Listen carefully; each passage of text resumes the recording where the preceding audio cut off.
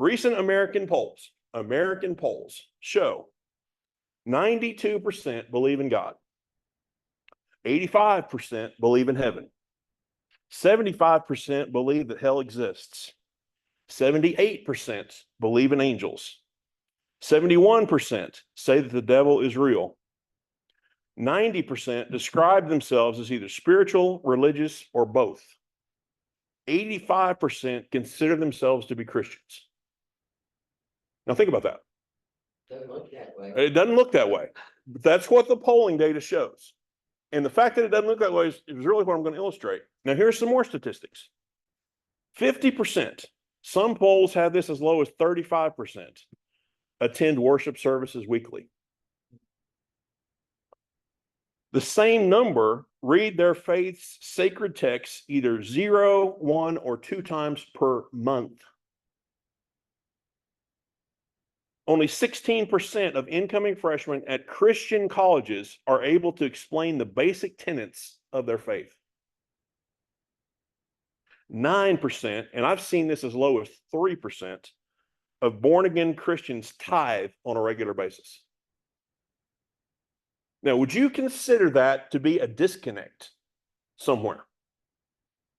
Is there a difference between what we say we believe and what we actually do? Have any of you had to deal with that? And don't answer this question, but have any of you had to deal with a discrepancy, a difference between what you say you believe and what you do with what you say you believe?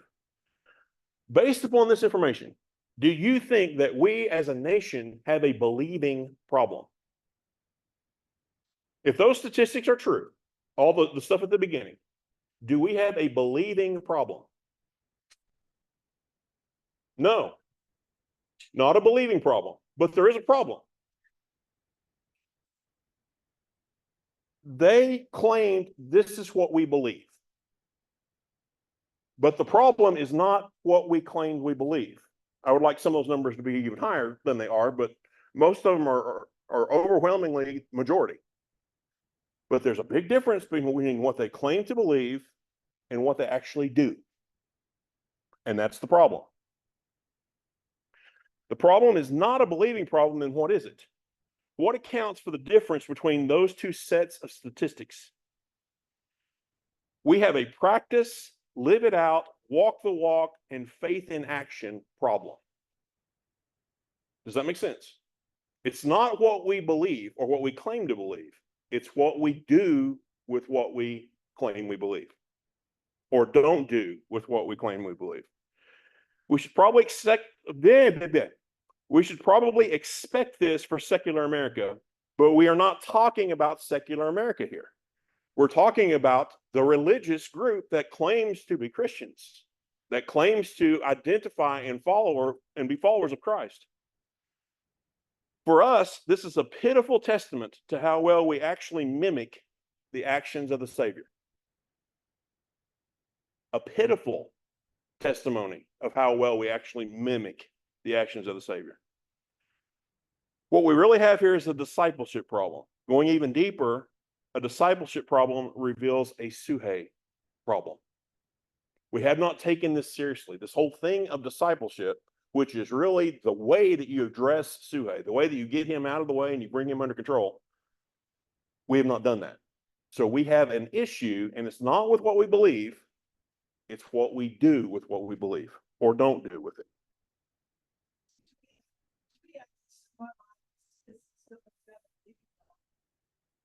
Because if you tell me, like, okay, if you walk out the door, I'm going to shoot you. Okay. I can believe, I can see that. But if I turn around and walk out that door, do I really believe that you're going to do it? Okay, that's a good point. If I walk out that door and shoot me, I ain't walking out that door. You know what I'm saying? Yes. So I can read the Bible and it tells me this, this, and this. But if my actions show differently, do I really believe it? Okay.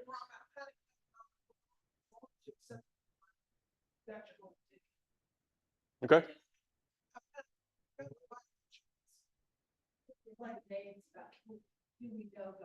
Do we know God? Okay.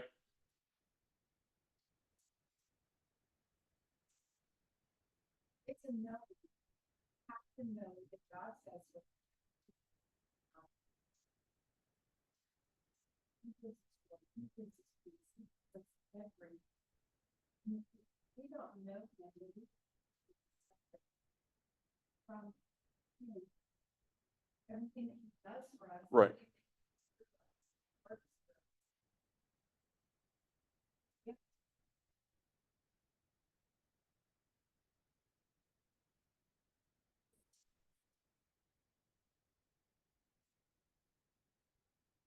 Right. Right. You know, if you, and I agree with you, but I'm thinking, if I really believe it, if I really truly believe it, how can that not take action? You know what I mean? Like, so if I read it and say, yeah, I believe it's true, but then I do the opposite, do I really, like, if I really truly know God, then I really believe saying, how can that not change? That's why I have a disconnect if I think believing is one opposite, like. Okay. Go ahead. Go ahead.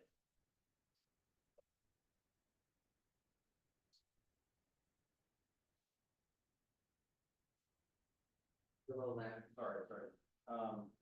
It's easy for people that don't like practice their faith, I guess, to have a belief in something that's tangible because, it can't be proven or disproven, so they're never really like, affected or can't be affected by other people by it. And I think, how you were saying, made me think about like, knowing God. It's also the willingness to be known yourself. And I think that if we truly allow, it's not just this mystical guy in a robe in the sky that's like, that we believe in, but actually allowing him to know us and know our heart, that I think then turns into action because it's just, being known about myself. And if we let that like sink in, then we're more likely to have that come out in our actions. That's like evidence of our faith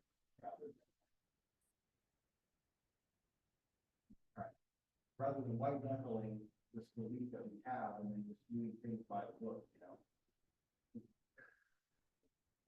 You guys are all covered. I'll get you in just a second, Chris. You guys are all covering what we're going to be talking about today. The fact that there's something wrong with what we say versus what it either causes us to do or doesn't cause us to do. We've missed it somewhere along the line here. What were you going to say, Chris?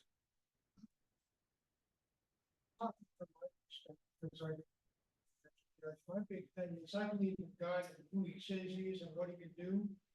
My big struggle is control. I want God to work in my life. I either want to have my hands in there or I want him to give me the instructions and I'll carry it out. And that's my thing. It's Andrew Murray back 100 years ago wrote a book called Absolute Surrender. That's all I gotta say. That's my big thing. It's like I hinder God from all the things he says he can do because I want to be a part. And I'm not going to say that is a okay, we believe incorrectly thing or we don't take the next step thing. I'm not going to categorize that because that's really what we're being talking about today. We're going to start discussing what's the difference between what we say we believe and why don't we carry it out?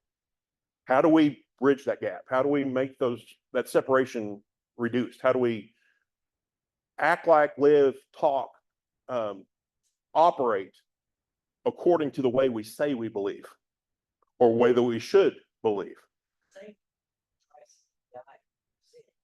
See, that's not living the life. I mean, that's. Well, and that's great, but even the demons believe that. I know that. That's what I'm saying. A lot of people, I think, have gone to church for 40 years or 50 years from a little child. They don't really know. They don't read the word.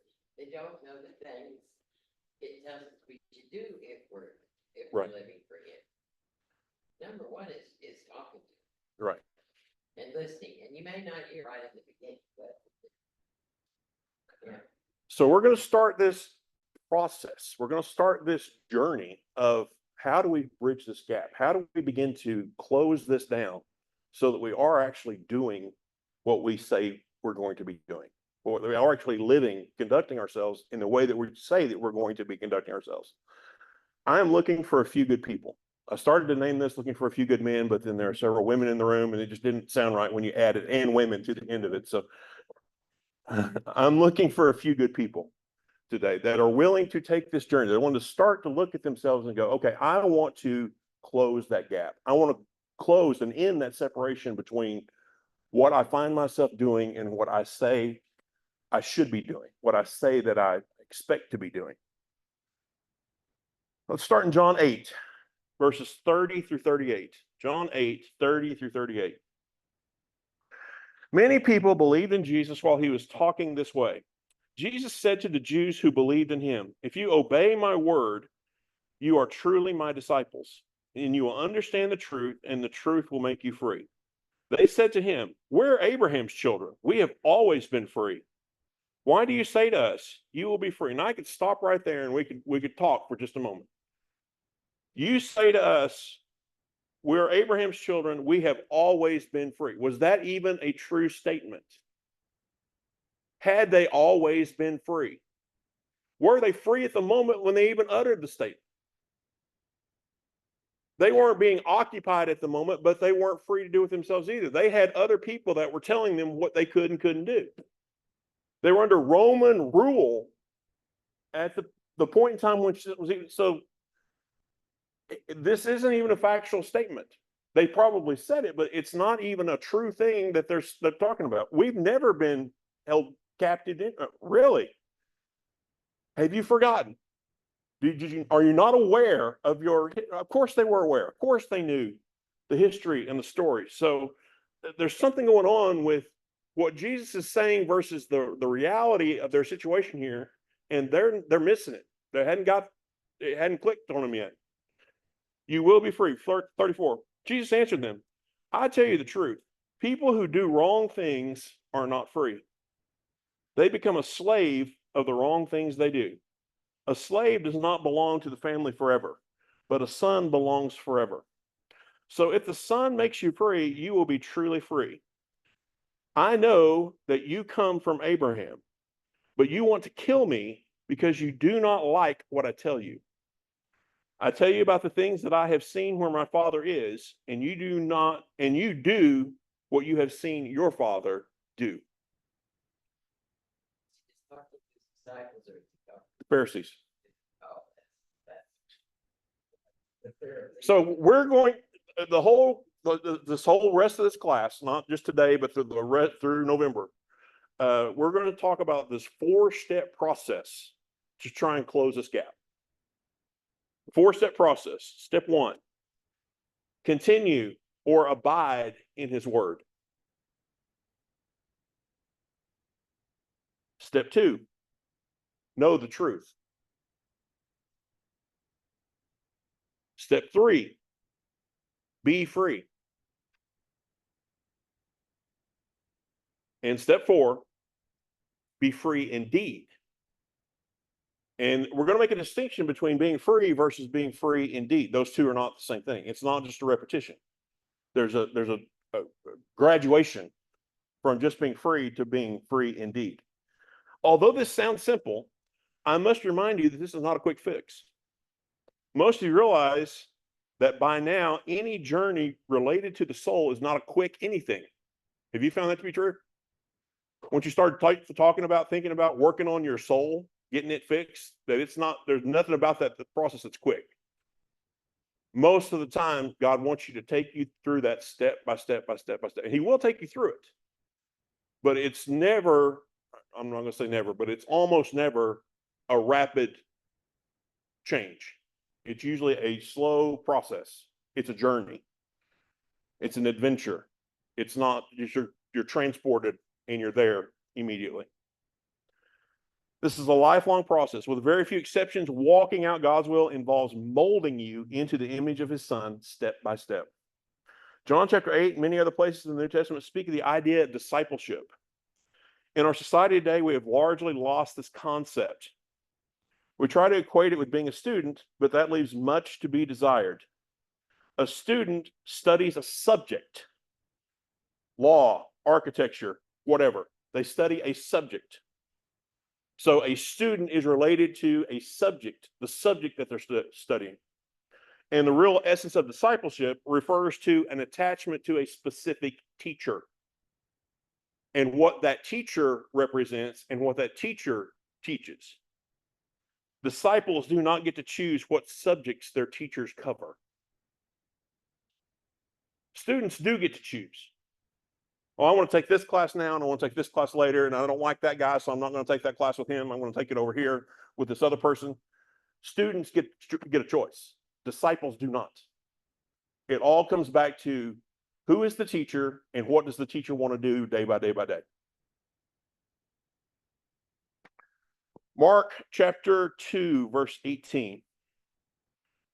Now the followers or the disciples of John and the Pharisees often fasted. Some people came to Jesus and said, "Why do John's followers, disciples, and the followers, disciples of the Pharisees often fast, but your followers, your disciples, don't fast?" So who had disciples in this verse? John had disciples or followers. Who else had disciples or followers? The Pharisees. Who else? Jesus. So John had his followers, the Pharisees has his followers, and Jesus had their own followers. So the followers of all these different groups are getting together and they're looking at each other and going, those guys aren't doing this. Why? What are they really saying? Are they attacking fasting here, or are they attacking the leader, the teacher? I think the right is what Are different. Correct. And it goes back to, well, I'm so-and-so's disciple, and my teacher doesn't do it that way. Why does your teacher do it that way? It's not about the subject. It's not about the doctrine. It's about what does your teacher say about this? Why does your teacher believe the way that they believe? Why are they doing it the way that they're doing it? They're not even debating it on the elements of where the verses about whether you're supposed to fast or not. And no. What did your teacher say? Why is your teacher doing this? Why is your teacher not doing this? You see the distinction there. It's not about the subject. It's about the teacher. Notice that in this passage, if you study that passage out, Jesus hadn't talked about fasting at all. So why did they suddenly bring up fasting? Because our guy says we have to fast. Your guy's not saying you have to fast. What's the difference here? But again, it's about the teacher, the differences in the teacher, not in the subject itself. All right, let's go on. John 9, 24 through 29.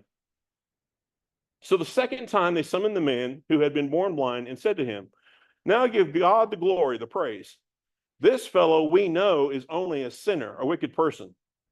Then he answered, "I don't know whether he's a sinner and wicked or not.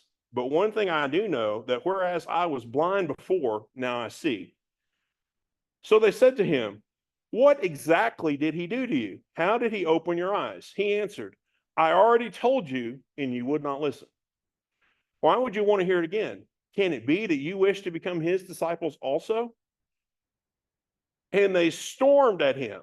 They jeered, they sneered, they reviled him and retorted, "You are his disciple yourself, but we are the disciples of Moses. We know for certain that God spoke with Moses, but as for this fellow, we know nothing about where he hails from." Now, what is the debate that they're having here? It was who is Jesus? Yes. And why is your teacher different than what our teacher said? This isn't even really about the fact that the guy got healed. This is about the teacher broke protocol. The teacher is doing something different than our teacher is doing. Do you see that? Their only argument was they were certain of the quality of their teacher. And they weren't sure about the quality of Jesus as being a teacher. They're not even thinking about verses about whether you should be healed, shouldn't be healed on the Sabbath, not on the Sabbath, whether it was possible for a man to be born blind and still be healed. No verses at all in this discussion. The whole discussion centered around the teacher. And they were basing the fact that they were better people because they knew who their teacher was and they were unsure about the other teacher involved in this situation. They couldn't track his credentials like they thought they could track their own. Does that make sense? And this is one of the first debates of Methodists against Baptists against Pentecostal. You're right. You're right. We don't do that at my church. We don't do that at your church. Correct. Human being.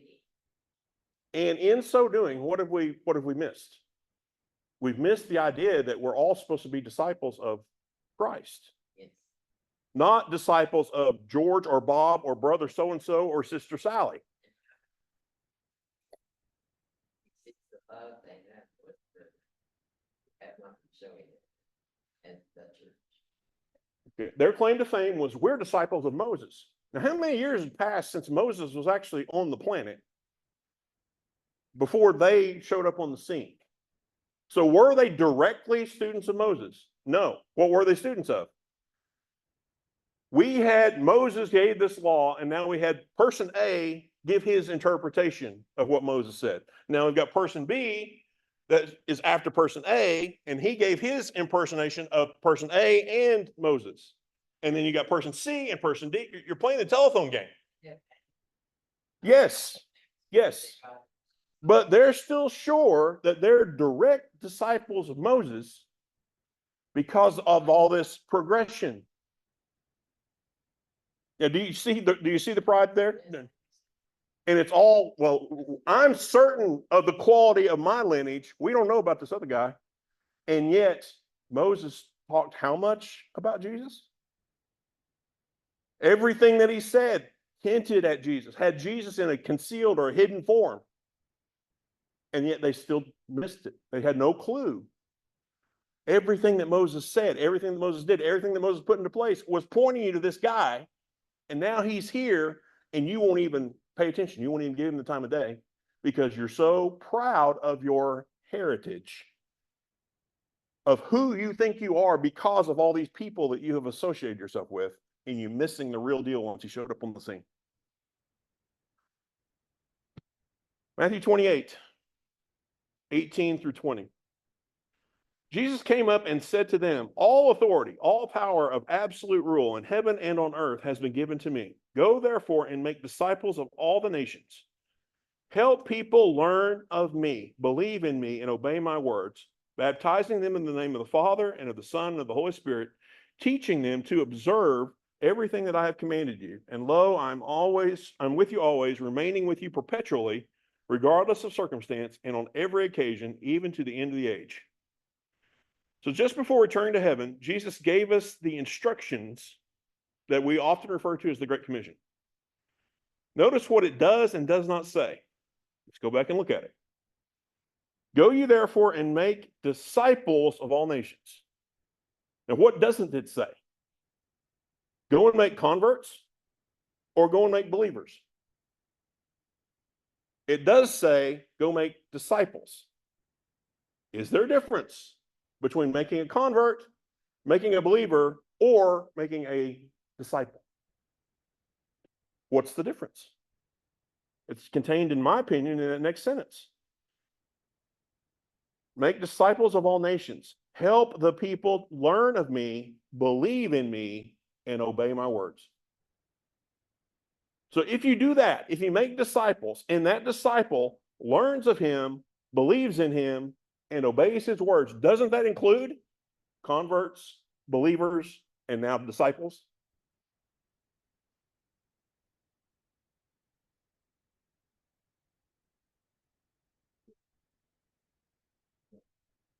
Of growing them up, right? Yes. But Jesus was very clear. Don't just stop at phase one, at the convert stage. Don't even stop when they start to believe. When they start to have a rudimentary understanding. You're not done. Your job's not over until you get them to the point where they're disciples, which means they're obeying all the stuff that they supposedly believe. This version gives more insight into what that means. Make disciples means to help the people learn of me, learn from Jesus. Learn what from Jesus? Now we're back to the student can't decide what the teacher teaches. What are we going to learn from Jesus? Whatever he wants to teach. Now, he's really good about, okay, God, I want you to show me how to do this. And he will. Just because that's his character, that's his nature. He wants to be an ever-present help, not necessarily in times of trouble, but even in times of trouble. He wants to do that for you. He wants to show you how to do certain things. But by and large, the lessons that you learn in your life every day, do you get to choose those? Or does he select those for you? Do you ever go to him and say, okay, Lord, today I want to work on my pride. Okay, Lord, today I want to work on my patience. I hope you don't ever pray that prayer, but I just don't think we're okay. do you get to choose? Okay. That's good insight. Mark that one down. By and large, do you get to control? Do you get to decide what it is that God teaches you from day to day? Now, your obedience, your lack of obedience, where you're at in life will kind of help determine what he needs to teach you that day, but you're still not getting to choose. You're not getting, let me say it this way, you're not getting to directly choose. You may indirectly be choosing by where you're at, but you don't directly, by and large, get to choose what God teaches you each day. Are you a student or are you a disciple?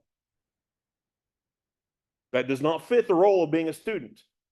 It fits the role of being a disciple because it's the teacher's choice, not yours, what you're studying. Yes, absolutely. A disciple will believe in the teacher. Just believing makes you a believer and not a disciple. You must be a believer before you become a disciple, but you can be a believer and not yet a disciple. Think back to the statistics at the beginning of the lesson. Were most of those people believers? Yes. Were they disciples? Whole different set of statistics on the disciple side because they weren't doing what they said they believed. The amplification of the word disciple doesn't stop there. The last phrase is a disciple is someone who obeys his words. Let me see that. Teaching them to observe everything that I have commanded you. Teaching them to observe everything, not just see it, not just know about it. The Pharisees knew all about all the stuff that was written in the book. Were they doing it? Were they doing it correctly? They might have been following some of it to the letter, but they missed the whole spirit of the law of which it was written. Were they observing? No. If they were observing, why was Jesus always having to confront them, having to deal with them? If they were doing it right, don't you think he would have spent his time confronting somebody else? It's obvious they weren't doing it right. Obviously, they had to be teaching about him coming. Or they were, and it was a different teaching. We got into that before too, that they didn't realize that he was going to come twice. So they tried to put both parts of this together, and the parts that he's going to fulfill the second time outweighed the parts that he fulfilled the first time, at least in their thinking, at least in their approach. Why was Jesus so adamant about having true followers? The Greek word for disciple is matheis. G3101. I said that wrong. Mathetes. Mathetes. Sorry for butchering the pronunciation. It means a pupil, learner, one who follows both the teaching and the teacher, a follower, an imitator, a doer of the teaching. Pay attention to that last part. A disciple is one who does the teaching, who follows the teaching, who imitates the teaching. There's action involved. It's not just intellectual. It's not just, oh yeah, I understand that. I can articulate that. It's, are you doing it? Often Christians are not doers because our souls are weak.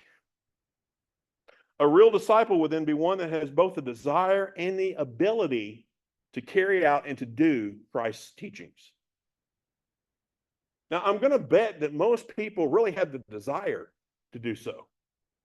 But what we have not realized is that there's a way that you can derive, you can operate in more ability to do those things, not just the desire to do them. That's really where we're going to spend our time. James 1, 21 through 25. In simple humility, let our gardener, God, landscape you with the word. Landscape you with the word. Think about that for a second. Landscape you with the word. What's involved in landscaping? Say it again. Planting, removing. What else? Digging up.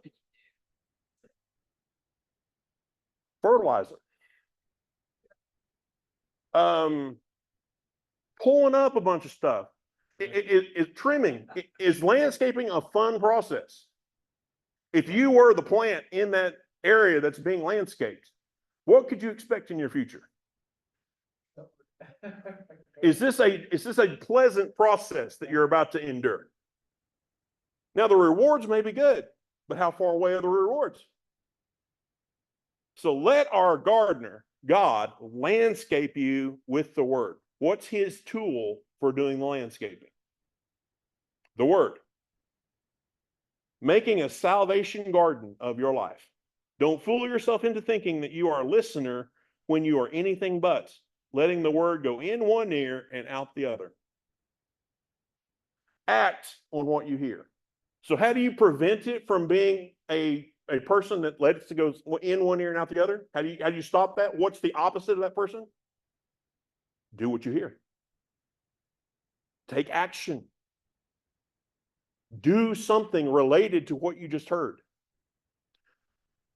Those who hear and don't act are like those who glance in a mirror, walk away, and 2 minutes later have no idea who they are or what they look like. But whoever catches a glimpse of the revealed counsel of God, the free life. So what is he offering you when you start looking in this word? Where he starts applying his tool of gardening, the word, to your life. What does he show you? What's the goal? What's the target? What? To know himself? Okay. From this, what's the goal? A free life. If you want to be free, here's the process. Here's the way to get to that. You've got to endure the landscaping. You've got to do what you hear. You've got to make some changes in yourself in order to get to that free life. Even out of the corner of the eye, and sticks with it. So you've got to not only hear it, you've got to start walking in that direction, but you've got to keep walking in that direction. Again, this is a process. This isn't a one-time trip. This isn't a one-time zap. This isn't a 3-day, I'm going to get it all right and fixed in 3 days and then I never have to do it again. It doesn't work that way. And sticks with it. Is no distracted scatterbrain, but a man or woman of action. That person will find delight and affirmation in the action. Those who hear the word without acting are like those who see themselves in a mirror and then quickly forget who they are or what they look like. In other words, the reflection, the thing they saw in the mirror, was not lasting. You see that? If I look at a mirror and I don't remember who I am or what I look like, was that impression, was that image a lasting image? Why did it fade away? Why don't I remember who I look like anymore? Because I'm not looking at the mirror. So what's this say? If I'm supposed to look at the Word of God like a mirror, is that a one-time event? Is that a daily event? At the least it's daily, but it's even more than that. It's constantly. It's perpetually. I've got to live there. I've got to keep my life there. And what are you doing in the process of keeping your life before that mirror? The image is being replaced.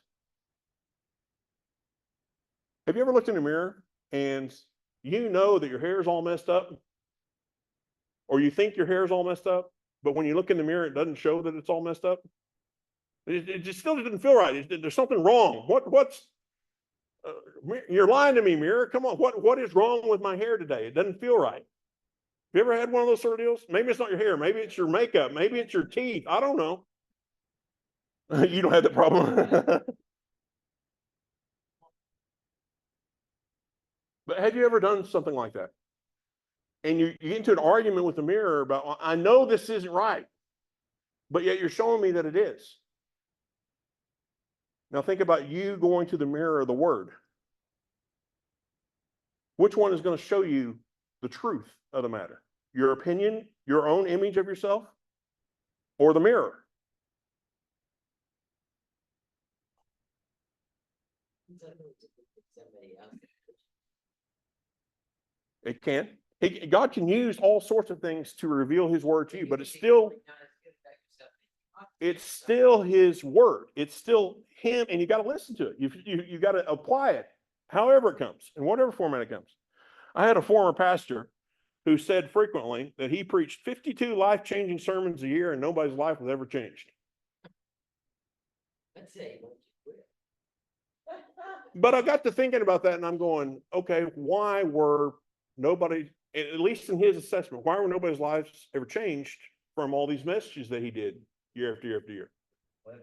They weren't living it. Let's break down what could have happened. Did they hear it? Well, I was the sound guy during most of those times. I can guarantee you they heard it. The words came over the system. They heard it. Did they believe it? Depending on how you define believing, I'm going to say they did believe it. Nobody walked out and said, well, that's just garbage. Fool with that. I'm not even accepting that. So in general, they believed it. What was the problem? Why wasn't nobody's life ever changed? They didn't do it. It ended once they left the building. They forgot the mirror. They forgot the image. They forgot who they were and what they were supposed to look like.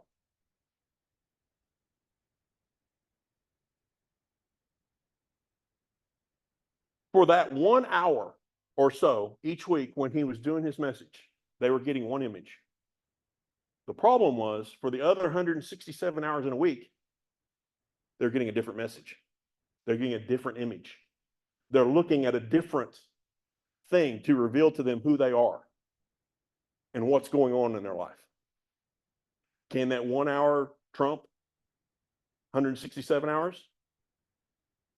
Probably not. It's probably not going to change that 167 hours a whole lot. So what do we have to do? What's the plan here? We've got to shift those scales. We've got to shift that number somehow. That number can't just be one. That number's got to be, I don't know, 180, half of that, 86, whatever it is, 87. And I'm not trying to make this a legalistic thing. I'm just saying we've got to way shift the narrative here. We're trying to compete 1 hour against 167 and expect it to really work. It's not going to work. That's not going to change anything. That's not going to make a difference. Now, God can do some amazing things with some seeds that have been planted in people's lives, but it's still going to take more than just that 1 hour. It's still going to take more than just that one encounter with the mirror before your image changes, before you remember what the image is projecting.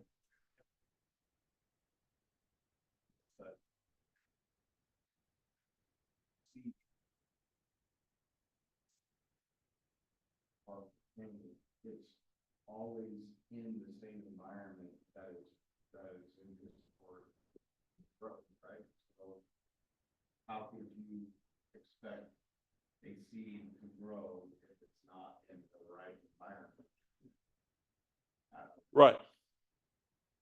So if you go and preach the word, you don't actually, and that's why I don't get me wrong, I think there's always power and good things in mission trips. I think those results, good things, of course, but that's why sometimes I have a hard time thinking about those, because a lot of times those going on a mission, it's just for a very short period of time.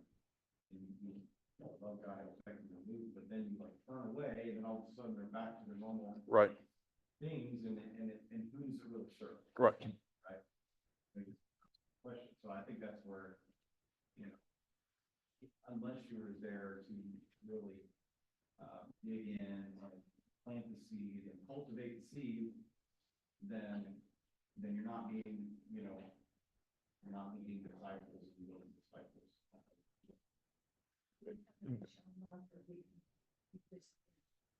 On the mission trip, you're looking at one mirror. And when you return home, you're not looking at that same mirror anymore. You're looking at your normal mirror. Have you ever been to the fun house or the carnival and you go into the house of mirrors? Some of the mirrors make you look tall, and some of them make you look short. Some of them make you look skinny, and some of them make you look fat. Some of them make you look curvy, and some of them make you look straight. Which mirror are you looking at? Does your results have anything to do with what mirror you're looking at? Could you be deceived if you're looking at the wrong mirror? Yeah, absolutely.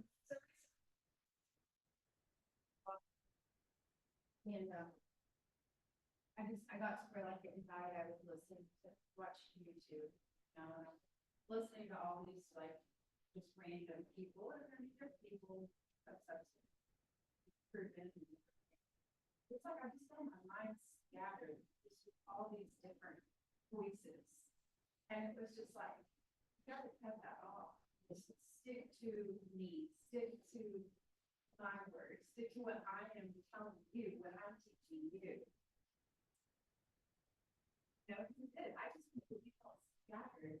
It's like, what do I really grasp hold of here? Right. There's so much. And I think that's our problem today.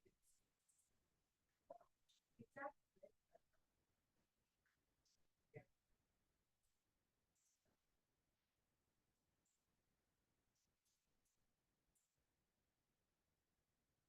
Yes.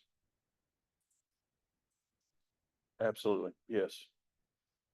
And I wish that all of us knew how to do that on a more, maybe as we get into this, maybe that'll come easier when we start focusing on the right things. Maybe it becomes so clear, so definitive, so laser focused that we can start ignoring some of this other stuff and realizing I don't really have to respond to that. I don't really have to keep up with all that other stuff. I don't really need to. And I'm not saying be unaware of what's going on. I'm not saying that at all, but we obsess about it. The Olympics were happening. I didn't watch much of it at all, but every day I checked the thing about how many medals we had won. In next year, is that going to matter?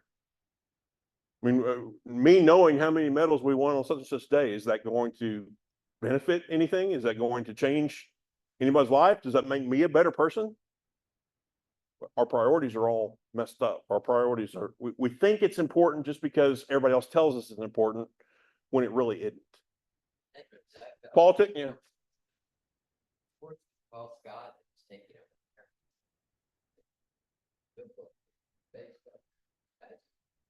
Let's go back to our key text and start talking about the first step, the first part of our plan.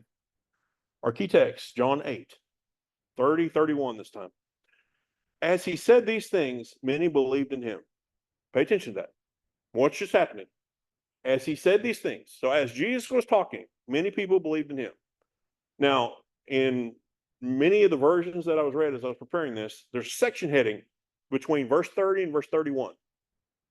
Does your Bible have a section heading in it? John 8. When we see it section heading, you've got to pay attention to the fact those are not part of the original.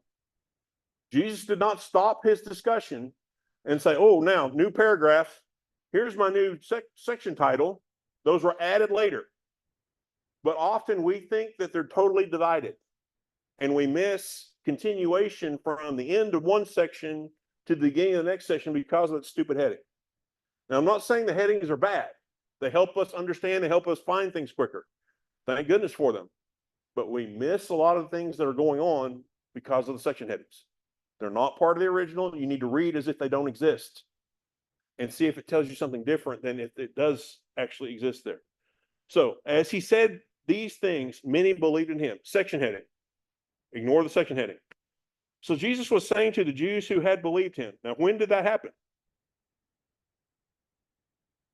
They just believed. So it was to these people who, while he was talking, made a decision to believe in him. He continues talking to those same people.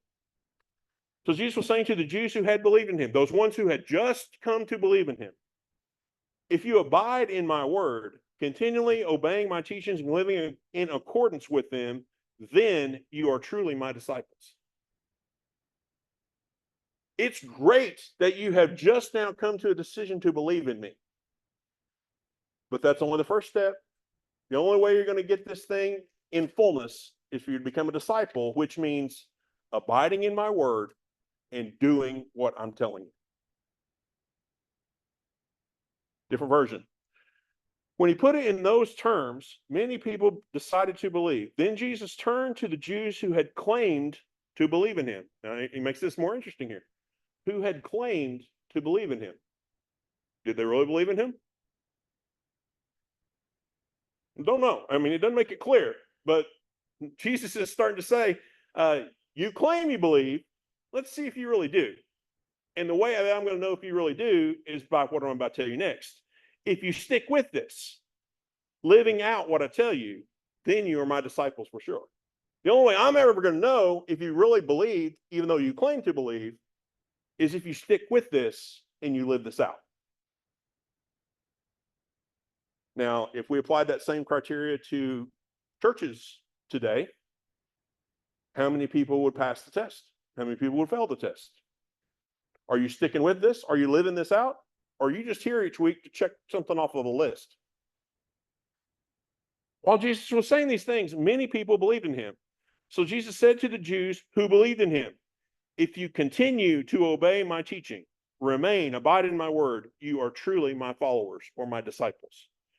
If you continue to obey my teaching. Now, these people that had just come to believe, had they had an opportunity yet to even obey? So who's he talking to? The ones that had just come to believe and the ones that had believed before. Both groups. And he doesn't make any distinction about, okay, you newbies over here, you'll get to this later in the advanced course, versus you people that have been doing this for a while, you're already in the advanced course. Either way, the criteria is this: if you continue to obey. Some of you hadn't had the chance to obey yet, but you're about to have an opportunity to obey. And it's not just a matter of you obeying once, it's a matter of you continuing to obey day after day after day after day, situation after situation after situation.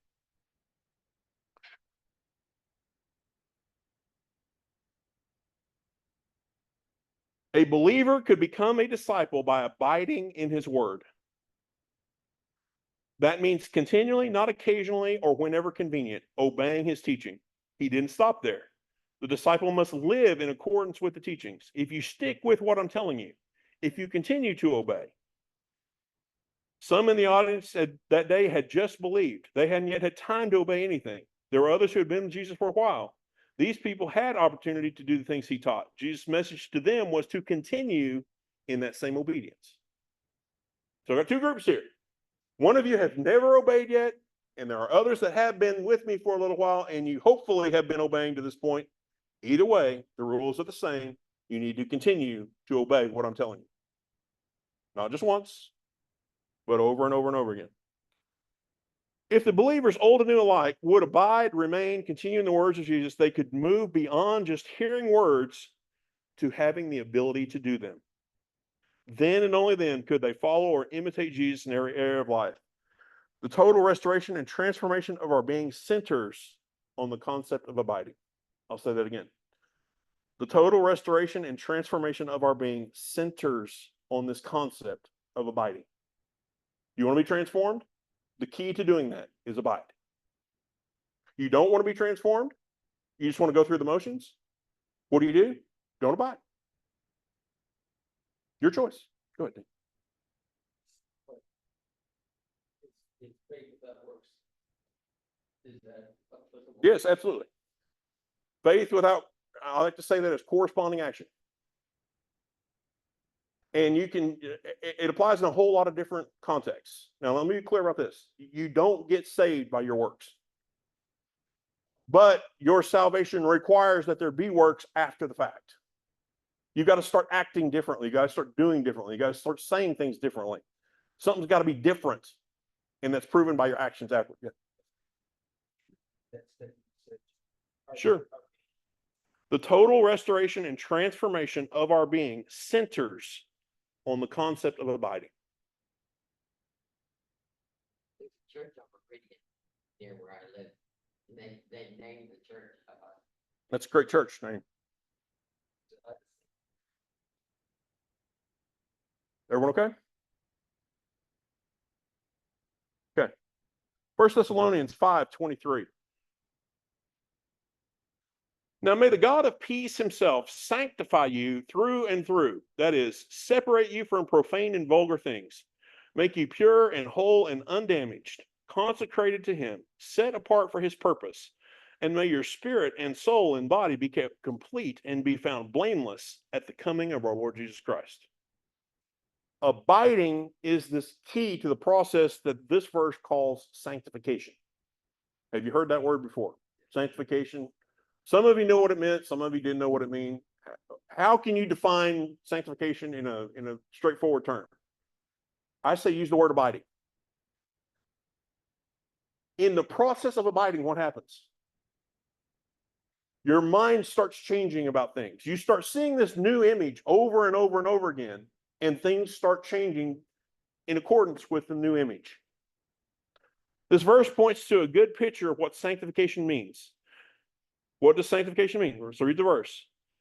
Separate you from profane and vulgar things. Now, where do those profane and vulgar things live?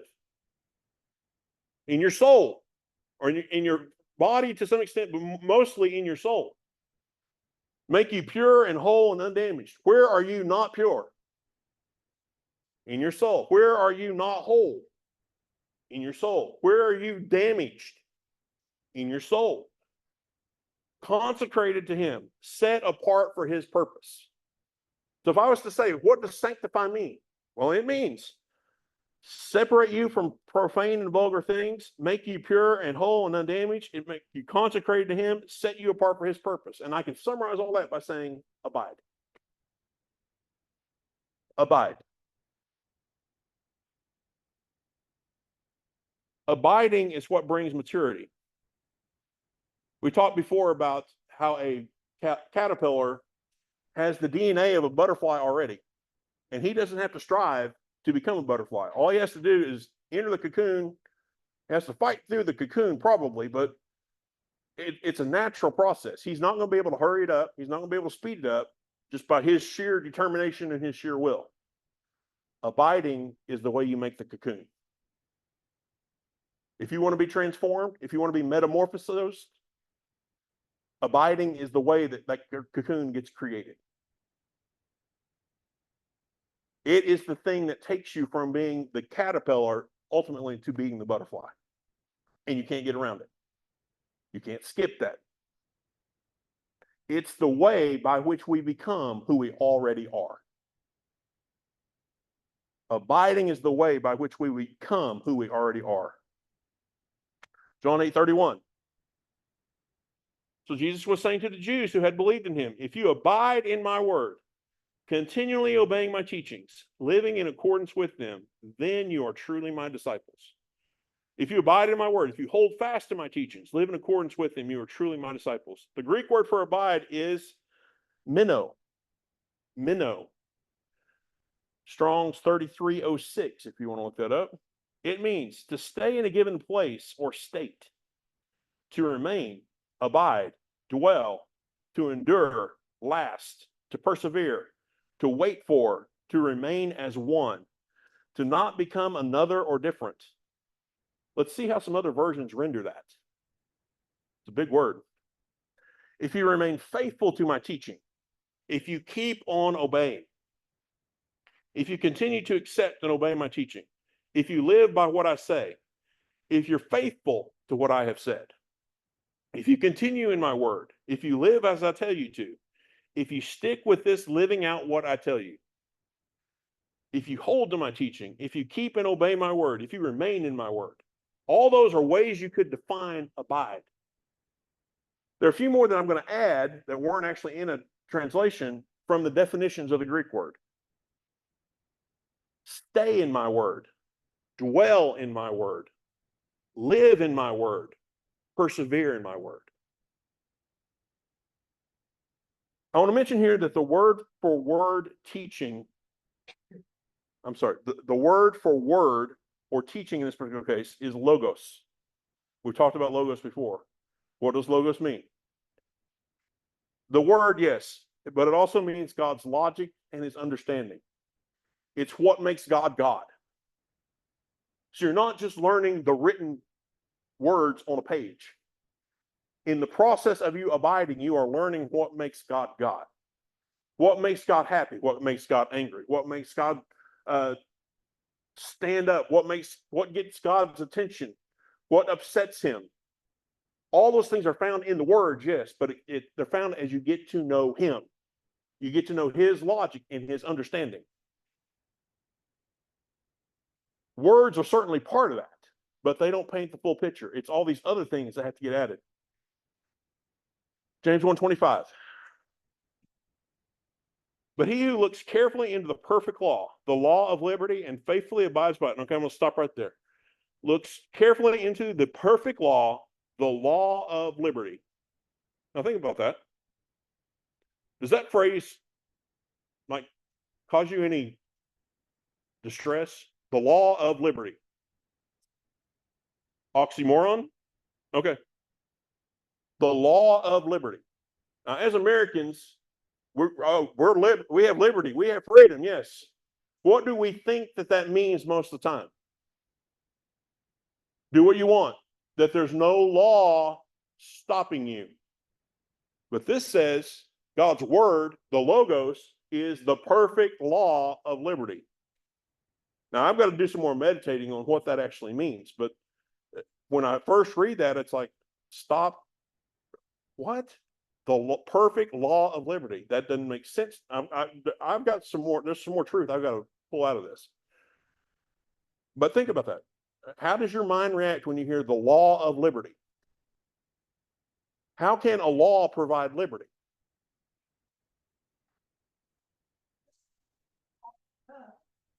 Think about it like our Constitution. I mean, I'm free, but as long as I abide by the Constitution, abiding by the Constitution is what gives me the freedoms that I have. And everyone else. Yes. Okay. And I'm not there yet, and that's a great thought, but that's something that I'm going to have to spend a little time thinking about, the law of liberty.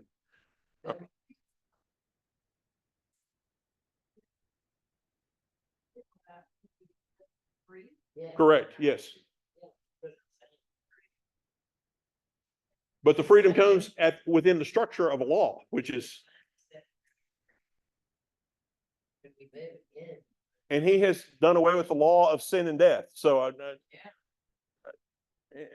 for me, it's just something that I've still got to process. There's something there that I haven't clued into yet, but well, maybe, I don't know. If y'all get it, great. Maybe you can help me figure this one out, but Kingdom. Yeah. And his word, it's the Constitution. of the kingdom. You're right. You're right. Yes. It's kingdom. And I follow the Constitution. That's good. Then I'm providing freedoms contained within that Constitution for his kingdom. I mean, I'm sure there's a lot more to that, but that's just what I think off the cuff. Cool. Thank y'all. Anyway, moving along here. But he looks carefully into the perfect law, the law of liberty, and faithfully abides by it, not having become a careless listener who forgets, but an active doer who obeys. He will be blessed and favored by God in what he does in his life of obedience.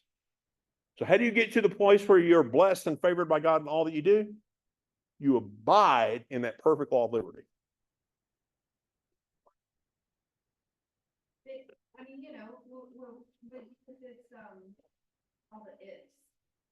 You know, we go back to if, you're blessed, the conditional. All of them are conditional, right? I'm certainly gonna say that it's gonna include the Torah. I don't know if it's just meant to refer to that, since we have other things now added to it. Certainly, that's part of the deal. It all started there. That was the foundation for all of it, and everything else that we learned since was just building on the correct understanding of what he said.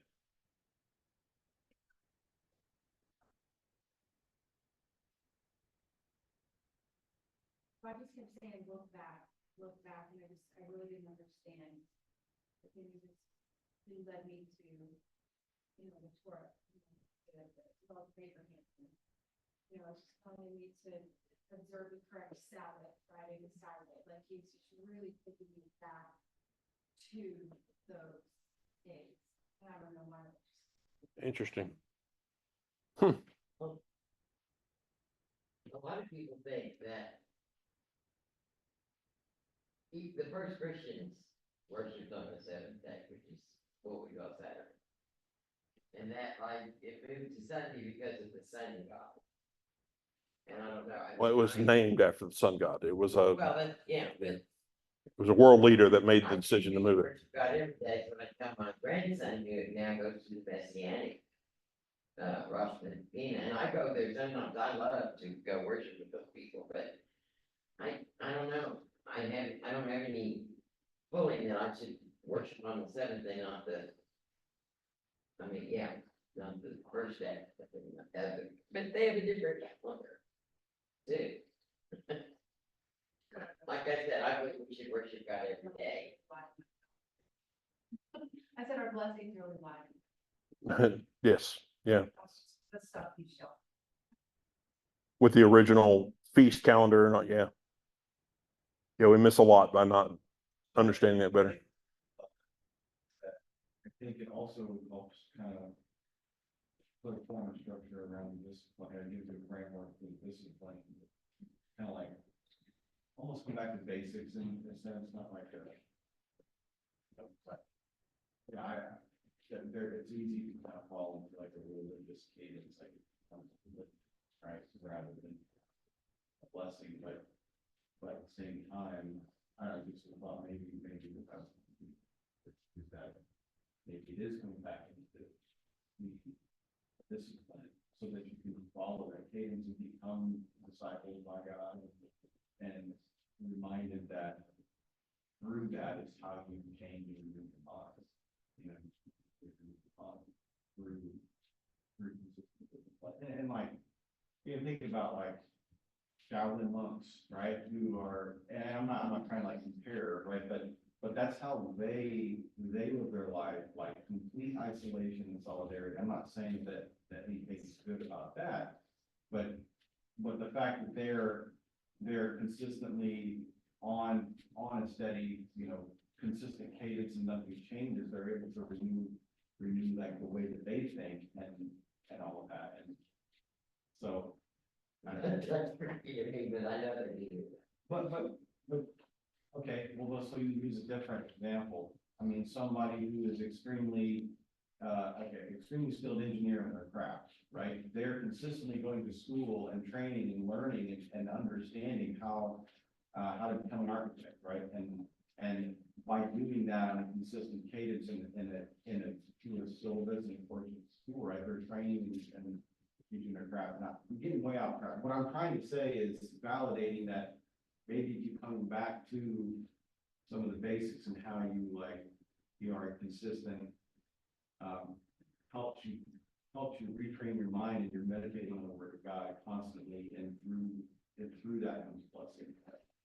I think it's a way that you mentioned distractions earlier and being focused, and I think that it's a path for you to start removing some of these distractions, some of these other stuff that's going on around that doesn't mean anything, and focus really on the main thing.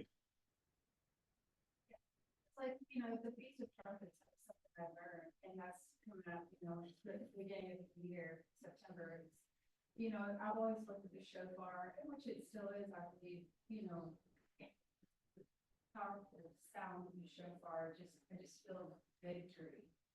there's actually like the awakening.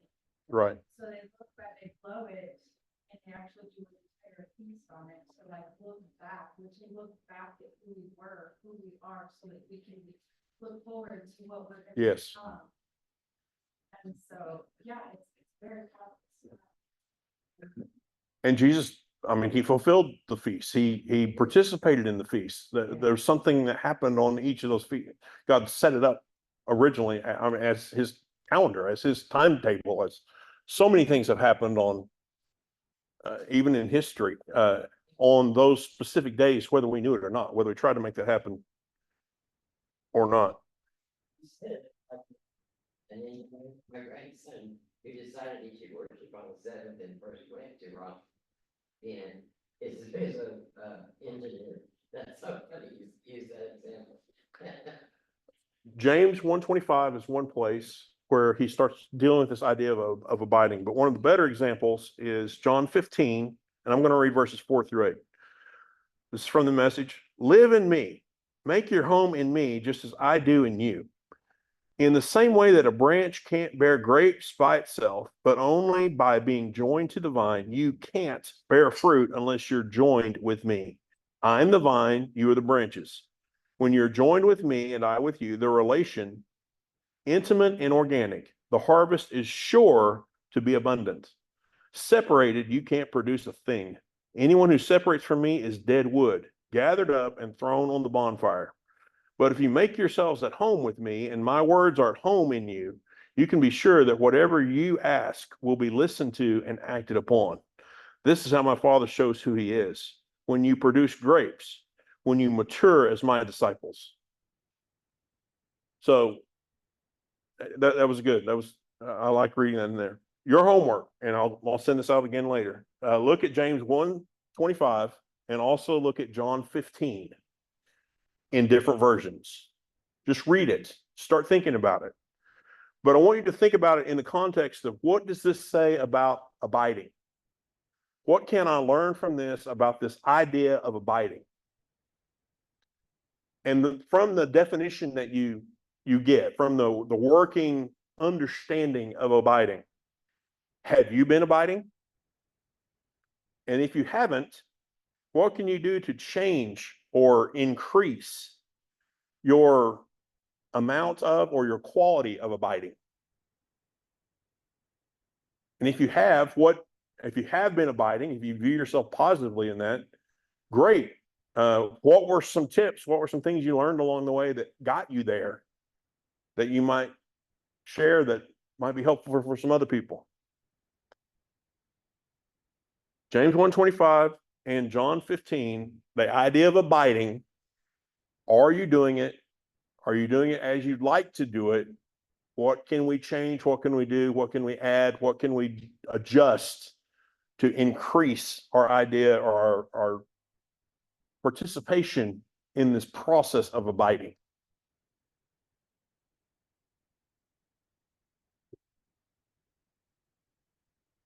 We're going to spend the rest of the time talking about this 4-step process and how we're going to apply the 4 steps to our lives, with the purpose of, we've identified the problem, we've identified how Jesus fixed the problem. Now I've got to appropriate how he fixed the problem into my life so that I can go back to a state, so I can go back to an existence, a reality, before the problem even showed up. Go back to the original state, the original plan, the original design that God had for us and for him and our relationship together. That's where we're going. It should be a very interesting ride.